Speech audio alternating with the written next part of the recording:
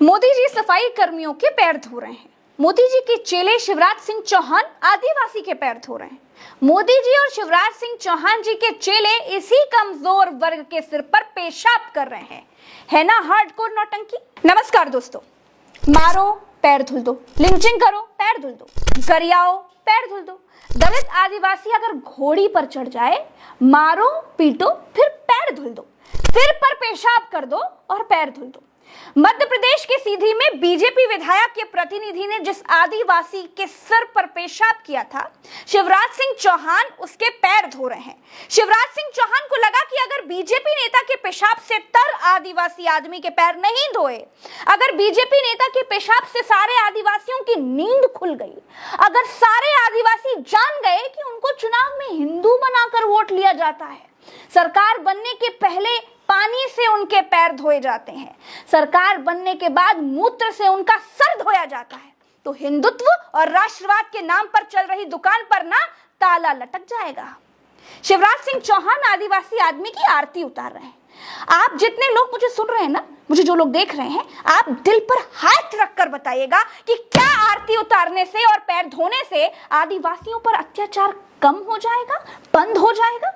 अगर आरती उतारने से आदिवासियों पर अत्याचार बंद हो जाए, अगर पैर धोने से आदिवासियों और दलितों पर हो रहे जुल्म खत्म हो जाए, तो सारे पुलिस थाने बंद कर देने चाहिए, कोर्ट कचहरी अदालत सब पर ताला लगा देना चाहिए और ब्राह्मण क्षत्रिय वैश्य शूद्र नाम की 4 थालियों की आरती का ऑर्डर दे देना चाहिए और आरती उतारनी चाहिए।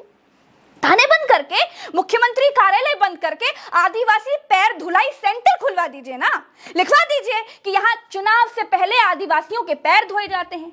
भाजपा नेताओं की पेशाब से पीड़ित दलित आदिवासी एक बार सेवा का मौका जरूर दें।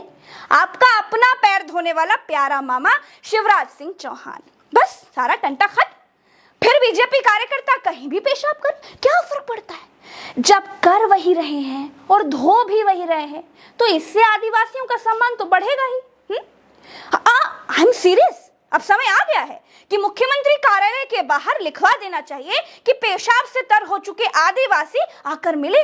यहाँ बीजेपी नेताओं द्वारा विसर्जित पेशाब पीड़ित आदिवासी की पेशाब पैर धोकर साफ की जाती है। दोस्तों, यह भारतीय जनता पार्टी का सबसे पुराना नाटक है, घिसा पिटा और पुराना हो चुका बिल्कुल बेकार तरीका है।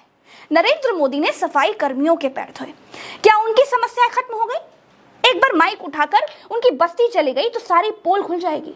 जरूरत ना कानून की लाठी को मजबूत करने की है, जरूरत समाज के कमजोर वर्ग को मजबूत करने की है। जो शिवराज सिंह चौहान आदिवासी आदमी की आरती उतार रहे हैं, ये उसी पार्टी से मुख्यमंत्री हैं जो आरक्षण खत्म करने की बात करती है। ये उसी की आरती उतार रहे हैं जिनके बारे में इनकी पार्टी के लोग कहते हैं कि इनको आरक्षण की कोई जरूरत ही नहीं है। अंबेडकर ने तो आरक्षण का कानून कुछ सालों के लिए बनाया था, यही कहते हैं ना। अब आरक्षण क्यों दिया जा रहा है? SC/ST कानून और आरक्षण के होते हुए बीजेपी नेता कमजोर आदिवासियों के वर्ग के साथ, उनके साथ क्या सलूक कर रहे हैं, उनके सर पर मूर्त विसर्जन कर रहे हैं। अगर ये सब कानूनी लाठियां नहीं होती तो सोचिए, इस वर्ग को पूछने वाला भारत में कोई नहीं होता।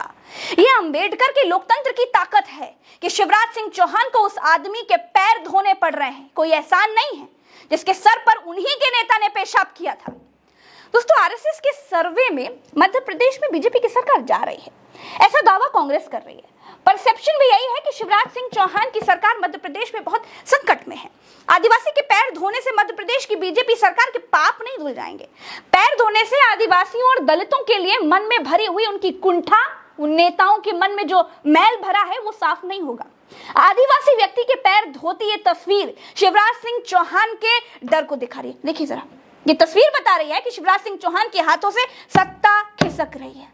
पैर धोने से सिर पर पेशाब करने के दाग नहीं धुल जाएंगे। एक समझदार बीजेपी नेता ने सर पर पेशाब की है।